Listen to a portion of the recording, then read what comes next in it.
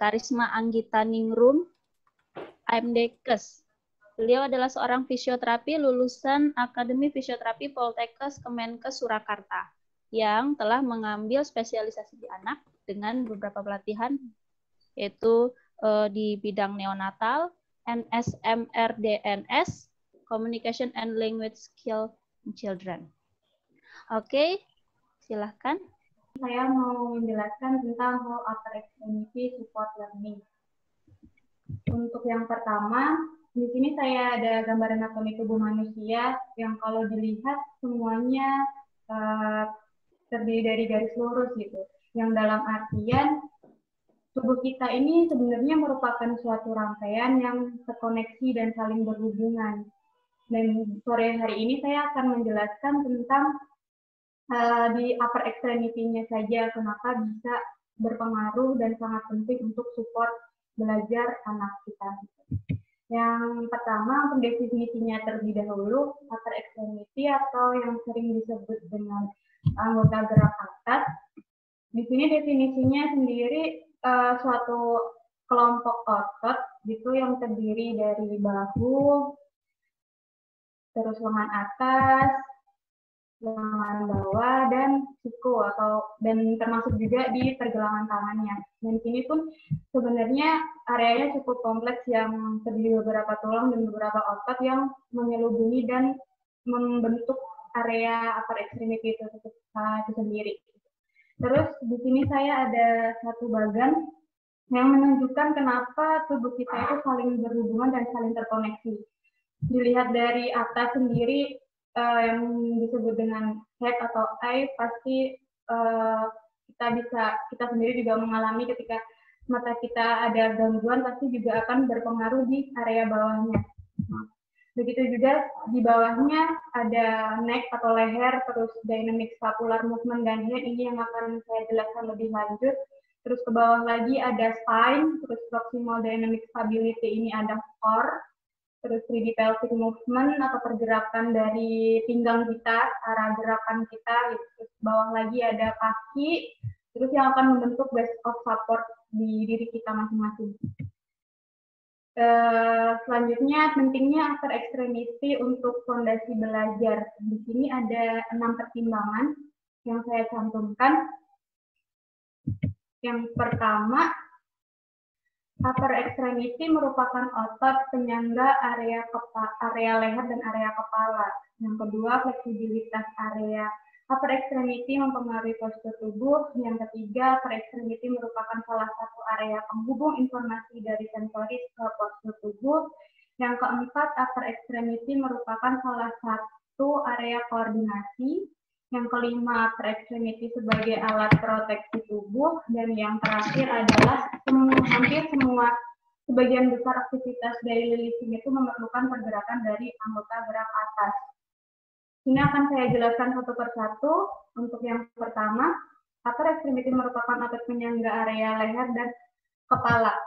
Di sini saya ada sebuah gambar di mana sejak kita masih baby ataupun usia baru lahir itu upper extremity ini udah sangat berpengaruh dan berperan penting untuk kehidupan kita selanjutnya.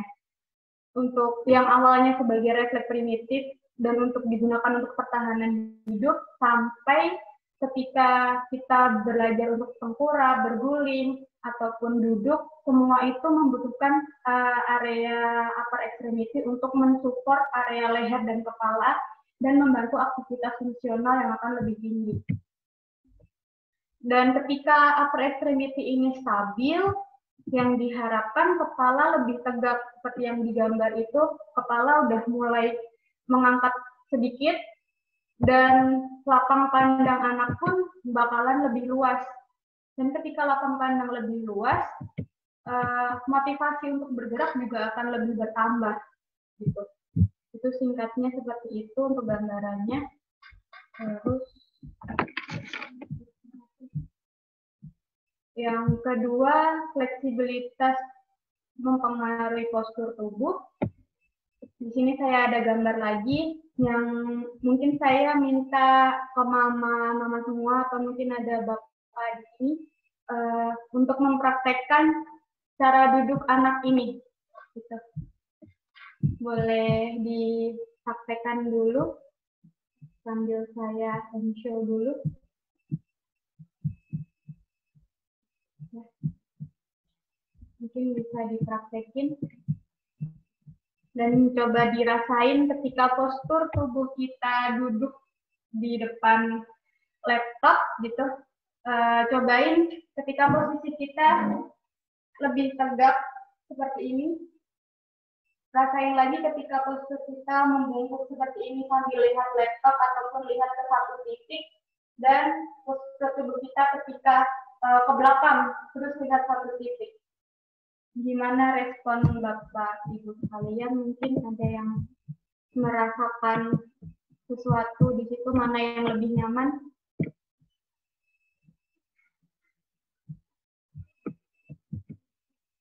Dicoba. Boleh dipraktekin ya. Ketika tangan ke depan dan terus kepala menunduk ke bawah, terus lihat laptop. Bandingin ketika kita duduk tegak, terus lihat laptop atau satu titik, sama badan kita membusung ke belakang, terus lihat satu titik. Mungkin ada yang ngerasain lebih nyaman waktu tangannya ke depan, mungkin bisa angkat tangan. Ataupun ketika tangannya ke belakang, membusung, badannya membusung ke belakang.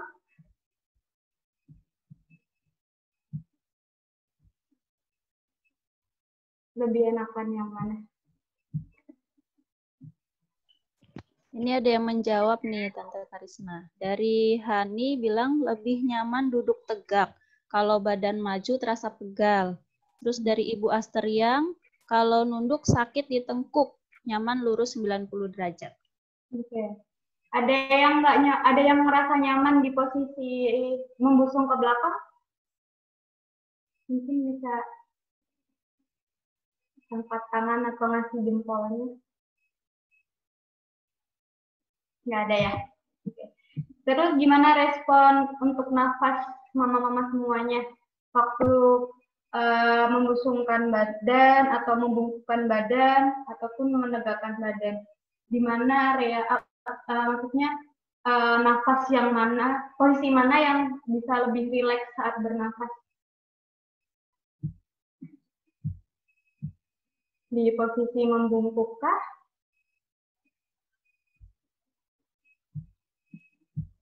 Atau membusung? Mungkin ada yang lebih nyaman, lebih enak untuk bernafas.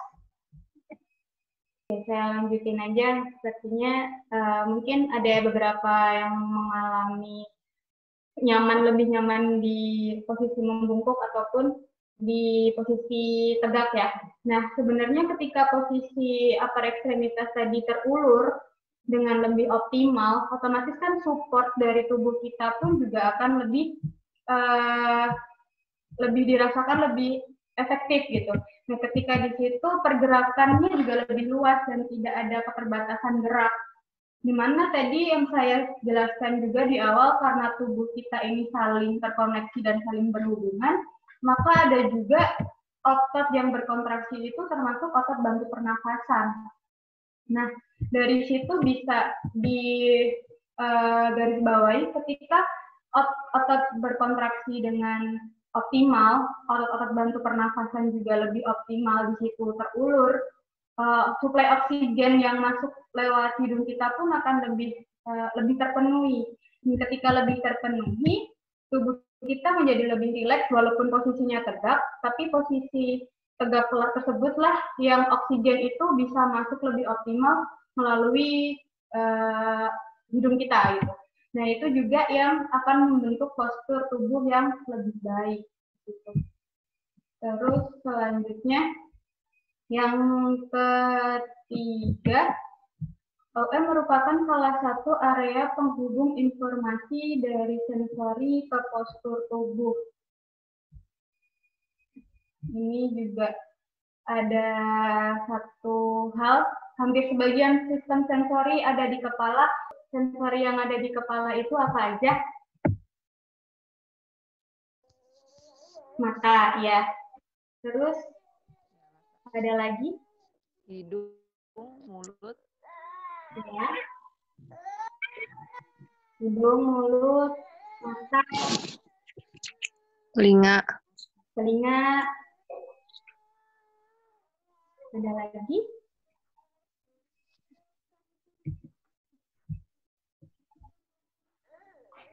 Lidah, alat perasa. Vestibular. Vestibular. Satu lagi, Mama. Tapi kamu tahu. Proprioseptif. Iya, oke. Ya, Iya, walaupun di Waktu kepala masih proprioseptifnya nggak terlalu banyak gitu ya. Cuman di area rahang kita ini juga yang bisa ngebuat pergerakan atau respon tubuh itu juga berbeda dari simulasi yang diterima tadi. Jadi ketika hampir sebagian, kita tahu hampir sebagian sistem sensori yang ada di kepala itu hampir semuanya ada ya, atau semuanya ada malah di situ. Nah, apalagi ketika ibaratnya ketika per ekstremiti ini tidak tersimulasi atau tidak berkontraksi dengan baik, bagaimana dengan area kepala tadi gitu, yang dimana area kepala tadi disangganya oleh tangan nih yang paling dekat ototnya di situ. Jadi ketika upper extremity sebagai penopang area kepala itu lebih optimal, maka informasi yang diterima oleh anak ataupun oleh kita pun juga lebih utuh. Karena informasi kan kita nggak didapat dari depan aja atau belakang aja, tapi juga ada yang dari kiri, dari kanan, ataupun mungkin dari atas tubuh kita, ataupun dari bawah tubuh kita. Nah, ketika informasi yang diterima lebih utuh, tubuh akan memposisikan sesuai dengan informasi yang diterima tadi. Seperti halnya gambar ini. Ini ada anak, mungkin orang tuanya atau mama papanya dia ngestimulasi dengan visual atau dengan matanya ataupun dengan bunyi, makanya dia juga tertarik di situ. Terus dia memposisikan badannya untuk tegak. Tapi dari situ ketika ada informasi atau stimulasi dari kepala ia terima, makanya posisinya lebih tegak, lebih bisa merespon stimulasi yang diberikan oleh orang tuanya. Terus yang berikutnya, yang keempat, UM merupakan salah satu area koordinasi. Di sini ada 4 koordinasi, yaitu koordinasi mata tangan, koordinasi dua tangan, koordinasi tangan tubuh, dan koordinasi tangan kaki.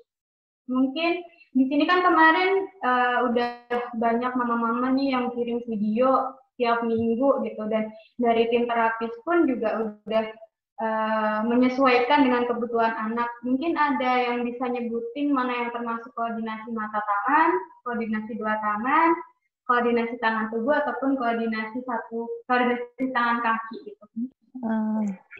Ambil balok sesuai warna. Oke. Ada lagi, Mama?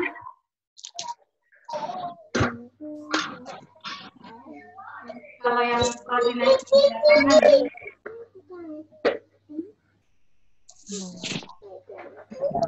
Tangan. Lempar tangkap bola ya? bisa. Koordinasi tangan tubuh atau yang koordinasi tangan kaki juga boleh. Koordinasi tangan kaki ngerangkak ya? Iya. Yang termasuk koordinasi tangan tadi yang dibilang oleh Mama.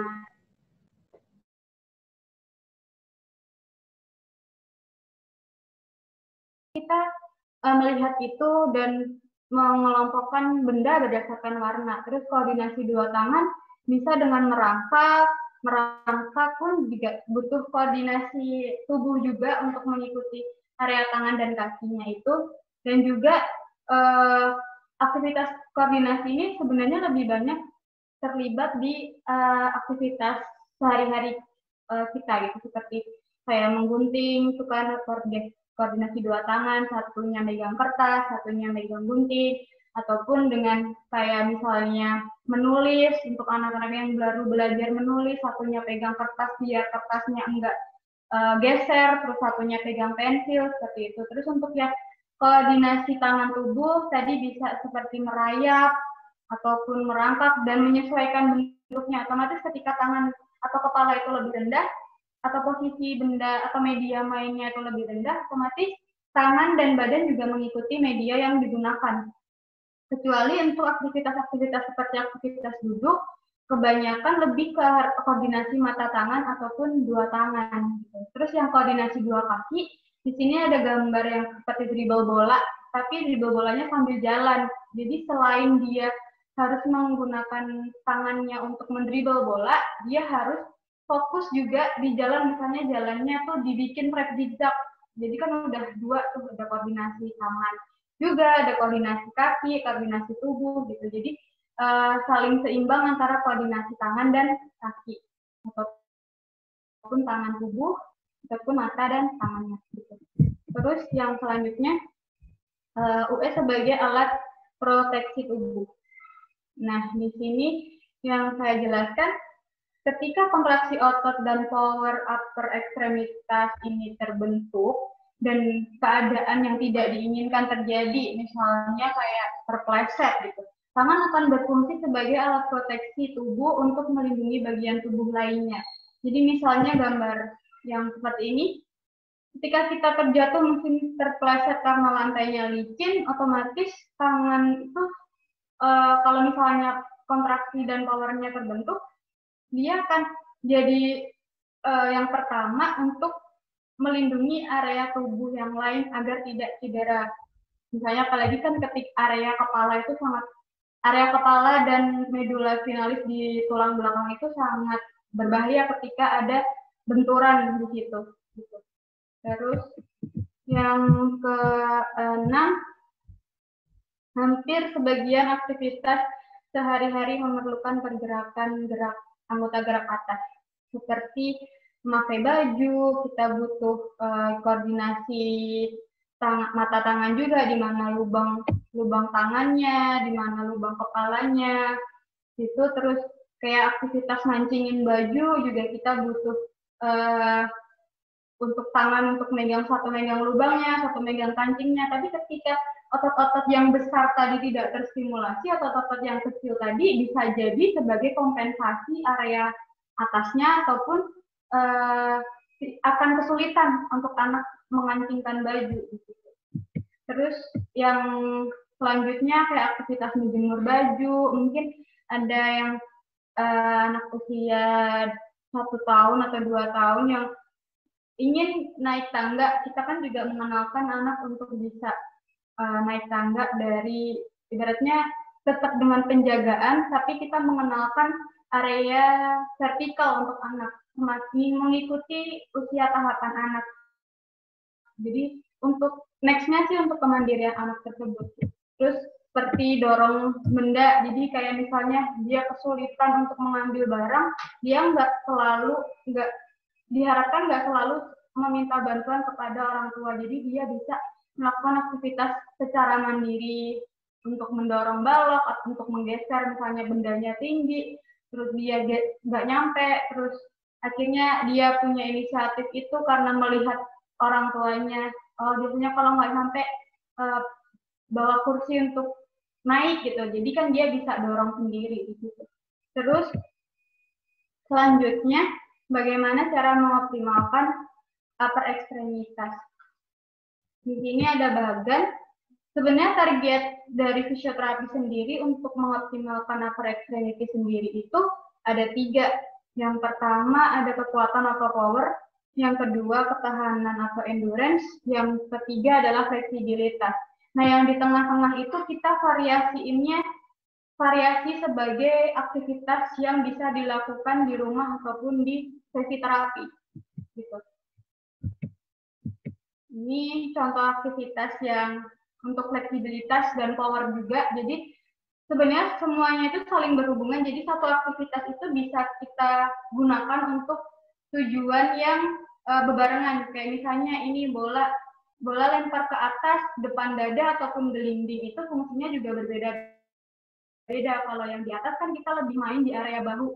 Ketika area bahu tadi balik lagi ke fleksibilitas di area bahu cukup terstimulasi di situ, otomatis postur anak juga akan lebih tegak. Dan ketika ada pemulangan, ketika ada pemulangan gerak, otot itu akan beradaptasi. Ketika otot itu beradaptasi, power yang ditimbulkan makin lama makin kencang gitu, sama hanya dengan power ketika mendorong meja ataupun kursi.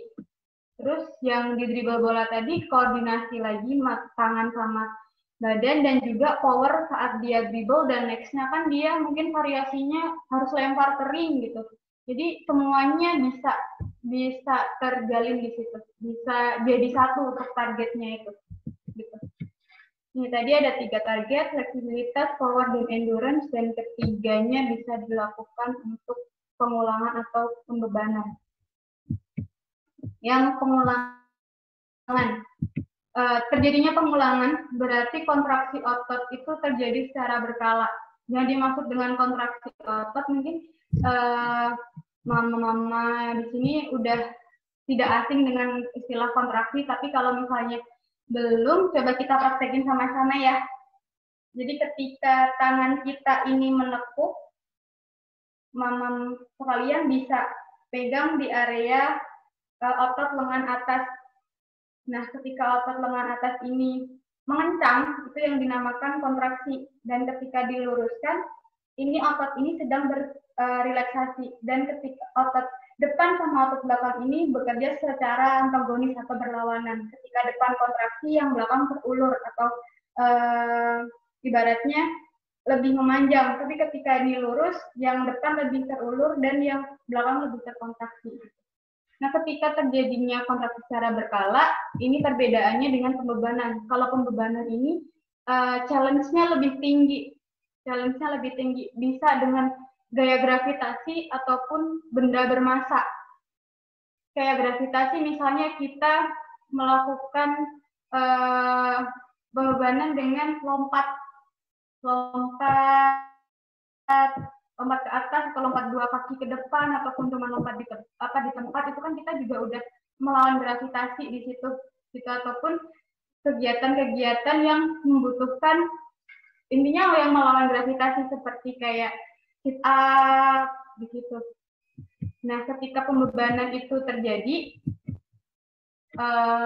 sama halnya dengan pengulangan, kontraksi otot. Kalau yang pengulangan tadi mungkin nggak ada pembebanan, kalau yang di latihan pembebanan ini bisa dikombinasi dengan tinggi rendahnya. Misalnya ketika lompat itu kalau pengulangan mungkin bisa jarak aja yang dilebarin dari target satu ke target lain. Tapi kalau pembebanan itu mungkin bisa kayak lompat di atas balok atau mungkin lompat dari tangga terakhir ke lantai bawah gitu, lebih di situ. Itu bisa membuat kontraksi otot itu makin kuat dan daya ledak otot itu makin terbentuk. Di sini daya ledak otot itu yang dimaksudkan adalah maksimalnya otot itu berkontraksi untuk ibaratnya untuk membentuk otot itu semakin kuat gitu. Nah, di sini ketika kontraksi otot itu terjadi secara berkala, gerakan kontraksi itu makin kuat dan daya ledak itu makin terbentuk, otomatis oksigen yang menyaluri otot itu tadi, yang tersalurkan di otot itu tadi, lebih banyak. Dan karena adanya pengulangan dan pembebanan mungkin yang bertahap ditambah, adanya adaptasi gerak di situ. Makanya target 3 tadi diharapkan bisa tercapai. Begitu. Ini daftar pustakanya. Saya ambil dari buku Bobat Pediatrik dan upper extremitas anatomi. Terima kasih untuk waktunya. Mungkin ada pertanyaan dari mama sekalian. Sedikit ya, saya simpulkan tadi. Ternyata menarik sekali ya Tante Karisma ya tentang upper extremity ini gitu ya. Bahwa upper extremity atau anggota gerak atas tadi itu ternyata salah satu bagian yang penting gitu untuk fondasi belajar gitu. Padahal tangan aja nih gitu, tapi ternyata koneksinya banyak sekali ya Tante Karisma ya. Ngejagain kepala, terus input sensoris yang masuk, postur di situ ya, proteksi banyak sekali. Pertanyaannya adalah ini minta untuk contoh aktivitas apa saja untuk meningkatkan endurance dan fleksibilitas Tante Karisma. Saya coba terjawab ya. Sebenarnya untuk aktivitas untuk yang mengarahkan ke ketahanan ataupun fleksibilitas bisa dikombinasi dengan aktivitas sehari-hari yang kita lakuin aja sih. Misalnya kayak bantu mama untuk ngelap-ngelap apa meja, ataupun kalaupun misalnya masih mau bermain gitu bisa pakai yang lempar tangkap bola. Lempar tangkap bolanya juga bervariasi, misalnya dari atas kepala, depan dada, ataupun gelinding. Nah, kalau untuk fleksibilitas sih sebenarnya saya sih nyaraninnya lebih yang ke arah kepala. Kalau yang depan dada tadi lebih ke kestabilan lagi. Jadi untuk mempolakan anak ini dulu ketika lempar tangkap bola itu bisa ditangkap dengan baik, dan di situ kan mungkin anak juga biasa bisa merasa lebih senang gitu. Nah, ketika lebih senang, challenge-nya bisa kita naikin untuk marah ke fleksibilitasnya. Bisa menggunakan yang tadi lempar bola sama mama gitu dari atas kepala nih. Ataupun kalau misalnya anak itu belum bisa untuk ngarahin posisi tangannya ke atas, bisa dengan masukin bondanya itu ke keranjang, ataupun lempar keranjang dengan jarak yang kira-kira setengah atau 1 meter gitu ya, untuk lempar di satu target di situ. Dan kalau ketahanan sendiri itu karena adanya pengulangan tadi, otomatis misalnya kita hari ini lempar tangkap bola 5 kali pengulangan. Nanti nextnya minggu depan kita coba lagi nih, lihat lagi respon anaknya ketika 5 kali itu dia memunculkan respon mungkin udah capek, terus goler-goleran, ataupun malah suka sama aktivitas itu. Dan ketika suka itu kita bisa menambahkan pengulangan lagi. Nah, ketika pengulangannya makin banyak, otomatis kan kita bisa mengerti, oh ketahanan anaknya tuh segini gitu. Ketahanan anak minggu ini tuh 5 kali, terus ketahanan anak minggu depannya itu bisa 10 kali, dan situ kan makin lama makin meningkat. Bisa juga dengan pembebanan. Ketika pembebanan, misalnya kita dorong kalau di rumah mungkin dorong galon dengan jarak yang minggu pertama tuh 1 meter dulu, terus minggu kedua suruh pindahin kan yang lebih jauh. Ataupun dengan misalnya mengisi balon dengan air gitu kan, jadi kan ada koordinasi lagi dari tangan satu megang balon, yang satu megang air berisi wadah berisi air gitu, dimasukkan ke dalam balonnya tadi. Habis itu anak diminta untuk memindahkan dari tempat yang tadi diisi, memindahkan ke keranjang yang misalnya dikasih di jarak yang lebih jauh. Jadi kan ada pergerakan dari tangannya, juga ada dari pergerakan dia moving untuk postur tubuhnya di situ. Mungkin itu Mbak Indah. Oke, ya. Ya mungkin tadi juga aktivitas tadi juga dibungkus dengan rasa yang menyenangkan ya, aktivitas yang menyenangkan kali ya Tante Karisma ya, supaya anak-anak juga tertarik untuk melakukan pengulangan gitu ya Tante ya. Oke, ya. Ini pertanyaan kedua, apakah anak level sekolah dasar yang kurang olahraga akan selalu mengalami kelemahan di upper extremity, atau kelemahan tersebut tergantung dari kondisi sejak bayi? Mana nih, mungkin yang dimaksud dengan kondisi sejak bayi mungkin lebih ke simulasinya sih. Jadi misalnya di sejak bayi itu cuma ditidurin aja, terus simulasi area bermainnya juga salah gitu. Ibaratnya ketika anak masih di posisi untuk tengkurap, terus simulasinya dari atas. Jadi kan ibaratnya dia masih support tangannya tuh cuma di lengan bawah, dan kepalanya kan kayak tadi gambar yang tengkurap tadi, lapang pandang anak tuh masih segitu gitu. Kalau dinaikin otomatis anak itu akan capek, dan akhirnya dia malah nundukin kepala dan nggak mau lihat orang tuanya lagi gitu. Jadi simulasi anak sejak dini, sejak bayi, sejak umur 1 sampai 1 bulanan itu simulasinya mengikuti dengan lapang pandang anak itu. Jadi ibaratnya kita bermain tapi tetap ngesimulasi anak. Nah, untuk yang tadi olahraga ya, kurang olahraga mengalami kelemahan di UE. Sebenarnya kalau upper ekstremitas ini kan tadi tujuannya untuk support belajar dan postur tubuh. ketika kurang olahraga, otomatis kan ketahanan anak juga turun. Karena tadi ada suplai oksigen yang ketika berkontraksi lebih gitu, dia akan oksigennya yang masuk ke otot itu juga akan beradaptasi dan lebih banyak nutrisi yang masuk di otot dan oksigen itu tersalurkan dengan baik di otak. Jadi pertahanan anak biasanya kalau misalnya kayak sama kita aja sih, kita kurang olahraga pun juga jadinya cepet capek, cepet ngerasa ngantuk karena oksigen yang tersalurkan di otak itu juga berkurang gitu. Jadi enggak selalu mengalami kelemahan UE, cuman upper ekstremitas ini membantu untuk kita fokus gitu. Kita membantu ketahanan kita dalam posisi untuk duduk diam gitu. Karena ketika kita memposisikan misalnya untuk uppernya belum terlalu bagus gitu, kita mau memposisikan tubuh kita aja udah susahnya sangat ya, apalagi menerima informasi dari luar gitu. Itu sih yang mungkin berkaitannya ke situ. Oke, ya. Berarti olahraga ini juga penting ya, apalagi untuk anak-anak SD tadi gitu, karena tadi untuk aktivitas upper extremity tadi sangat diperlukan untuk proses belajarnya dia gitu ya.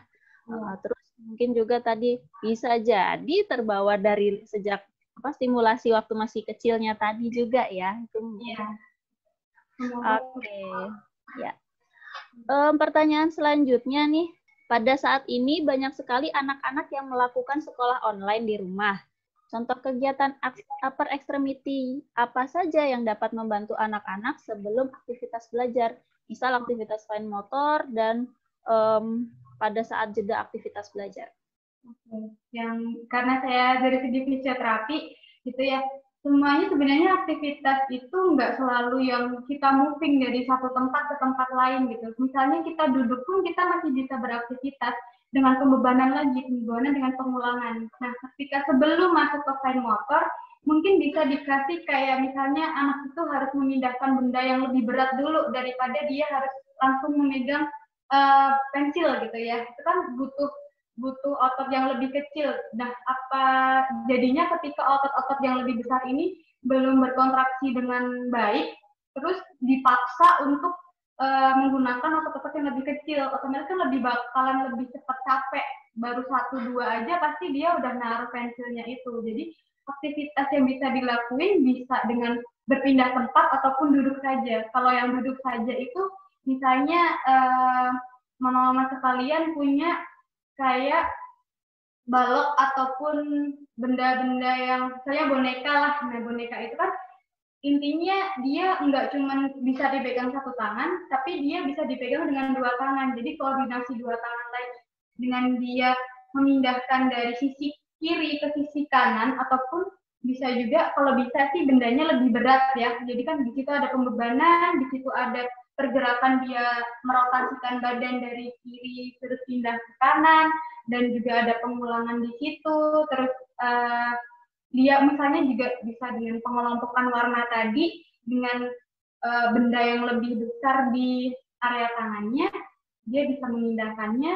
Terus habis itu diulang-ulang lagi, otomatis di sela-sela restnya itu dia akan lebih merasa senang karena tidak ada paksaan di situ, dan ngebantu juga ngestimulasi area tadi, megangnya tadi, misalnya megang botol nih, ini misalnya, ataupun benda yang boneka yang lebih gede gitu, kan tangannya kita tuh nggak cuma yang ujung-ujung aja yang digunakan untuk pegang, tapi ngestimulasi tangan yang lebih gede gitu, otot-otot yang lebih gede, dan itu terjadi secara berulang gitu, lebih ke situ sih. Oke, ya berarti kita sebelum kita ke aktivitas fine motor, berarti kita juga, atau fokus tadi gitu ya, learning, berarti kita juga harus mempersiapkan otot-otot yang besarnya dulu ya, Tante Karisma ya, untuk mempersiapkan posturnya juga kayak tadi gitu, baru kita masuk ke aktivitas belajar. Oke, ya, pertanyaan lagi, posisi duduk anak belajar di rumah beragam sekali nih, Tante Karisma. Nah, sebaiknya anak itu duduknya di lantai atau di bangku ya? Oke. Sebenarnya bisa divariasiin sih. Kalau misalnya yang pertama ketika di lantai. Ketika di lantai otomatis anak itu posisinya akan mengikuti bendanya kan. Misalnya bendanya di lantai berarti anak itu akan ngebungkuk, dan ketika ngebungkuk kan otomatis posturnya juga bakalan berubah. Mungkin Ibu Hedwig bisa ngasih yang misalnya kayak meja gitu, walaupun duduk di lantai tapi bendanya itu selevel dadanya dia ataupun selevel sama dagunya dia, jadi dia nggak yang terlalu ngebungkuk ataupun nggak terlalu yang membusungkan badan gitu. Jadi posturnya tetap terjaga di situ walaupun dia duduk di lantai. Kalaupun duduk di bangku bisa juga, dan ketika duduk di bangku pun diusahakan kakinya tersupport dengan baik gitu. Misalnya ketika duduk di kursi kakinya menggantung, mungkin di bawahnya itu bisa dikasih lagi kursi yang lebih kecil agar kaki kita tuh lebih menapak dengan sempurna gitu. Karena ketika kaki itu menggantung, otomatis nanti kita bakalan sibuk sama kaki tadi dan nggak fokus sama informasi yang diterima gitu. Sebenarnya boleh dua-duanya sih, asalkan tepat gitu, asalkan posturnya tidak berubah, tidak yang ngebungkuk ataupun yang membusungkan badan, itu tertegak. Oke, jadi mau duduk di lantai atau di bangku itu bisa aja ya Tante Karisma ya. Hanya saja yang harus diperhatikan tadi ya, posisi tubuhnya dia untuk tetap 90 derajat, tetap tegak. Oke. Ya, Om Irham di sini sudah ada Om Irham. Om Irham ini adalah salah satu fisioterapis di CMC Learning Tree juga. Silakan Om Irham. Ya. Selamat sore Ibu. Saya Irham. Iya, jadi gini mau tanya, minta boleh nggak nih umpamanya ada contoh-contoh gerakan, misalnya kalau tadi untuk yang UE tadi, contoh gerakannya apa aja gitu. Jadi kita lebih dapat bayangan, oh yang dimaksud tuh ini toh gitu. Mungkin karena istilahnya tidak terlalu familiar aja saya. Oke, sesuai dengan konteks pembicaraan sore hari ini kan tentang UE gitu ya, tentang anggota gerak atas. Jadi kalau tertuju untuk ASKA, jadi aktivitasnya bisa dengan lempar tangkap bola yang kemarin sempat dikerjakan oleh ASKA, dribble bola. Ini karena dari ASKA sendiri kan usianya sudah cukup besar gitu ya Bu ya, jadi aktivitasnya sudah yang olahraga fungsional, misalkan kayak basket, lempar tangkap bola dengan variasi jarak, lempar tangkap bola dengan bola basket beneran, itu cukup bisa menjadikan sebagai aktivitas upper extremity dia, gitu, yang nanti akan fungsinya untuk memperbaiki dari fungsi lengannya itu sendiri. Lengan fungsinya untuk apa ya? Seperti yang tadi dijelaskan oleh Tante Karisma, misalkan untuk menulis, kemudian mengeksekusi tugas-tugas sekolah yang melibatkan lengan, situ. Oke, Kak Ram, udah ada bayangan sih. Jadi pokoknya tadi lempar tangan pakai bola ya, bolanya bola beneran karena ASKA usianya udah besar. Terus tadi kalau dikombin sama penjelasannya Kak Karisma kan ada yang dia bisa sejajar, bisa atas pala. Maksudnya itu variasinya bisa model-model gitu ya, kalau nggak salah. Iya, karena kami ketika misalnya saya memberikan aktivitas untuk ASKA, itu ada beberapa grup yang masih kurang dan harus ditingkatkan lagi kualitasnya, sehingga untuk aktivitasnya kami akan memberikan variasi-variasi sesuai dari kondisi otot yang masih harus diperbaiki. Oh iya, baik, betul. Ya. Oke, Kak Irham. Oke, terima kasih Bu. Makasih ya. Satu lagi, pertanyaan terakhir deh sebelum ditutup ya. Mau tanya, kalau untuk kegiatan merangkak, anaknya biasanya kepala cenderung menunduk ke bawah. Yang mau saya tanyakan, bagaimana caranya agar posisi kepala anak mau ke atas? Oke. Ini mungkin bisa divariasiin dengan medianya juga gitu. Kalau medianya terlalu rendah, ya otomatis posisi kepala anak juga bakal ngikutin media merangkaknya itu. Cuman ketika medianya lebih tinggi, terus mungkin ibu juga bisa kayak mancing dengan mainannya dari ujung ke ujung gitu. Misalnya dia pindahin puzzle gitu. Ngajak anak itu berkomunikasi. Jadi ketika ambil, oh mama mau ambil warna hijau gitu. Terus waktu dia merangkak, ibu terus ulang, itu warna apa gitu. Jadi kayak lebih ada TikTok untuk komunikasi juga dengan anak, otomatis mau nggak mau anak itu juga bakal memperhatikan ke arah mama gitu. Jadi mau nggak mau kan otomatis kepalanya lebih tegak dan mencari itu tadi suara mama tuh, oke, mama lagi ngajak aku ngobrol nih, lagi ngajak aku bicara, lagi ngajak aku bermain, berarti kan dia ada sesuatu yang tertarik, makanya dia bisa negakin kepala. Tapi nggak ada yang, kalau nggak ada yang tertarik, ya otomatis dia bakal ngikutin media yang dia gunakan tadi, misalnya gitu. Mungkin dari satu yang dari medianya itu, dan mungkin lebih ke ketertarikan anak lagi sih sama TikTok, komunikasi antara mama dan anak. Oke, ya berarti sambil melakukan aktivitas kayak tadi contohnya merangkak, kita juga bisa stimulus juga lewat sistem sensoris yang lain ya, baik itu mungkin auditory tadi, mama mau minta ini, dengan visualnya gitu juga ya, dan yang pasti fungsional dan membuat anak tertarik ya, Tante Karisma ya.